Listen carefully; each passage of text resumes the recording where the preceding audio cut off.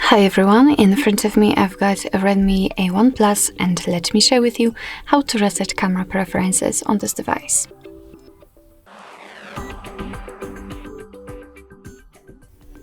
So first of all, let's open the camera app, and before we will start, I'd like to apply something to show you the actual visual evidence that the reset option will work. So let me apply the grid lines, for example the golden spiral. It can be just upon it, and I hope that you can see that the golden spiral appeared right here, and after the resetting operation it should disappear.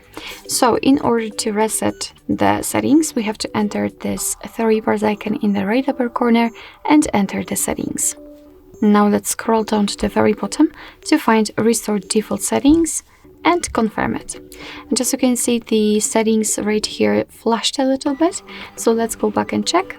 And as you can see here, actually we've got the first evidence, because this is the first permission which will appear if you're opening the camera for the very first time. So just upon it, and as you can see, the green lines are not visible, which simply means that we just successfully reset the settings.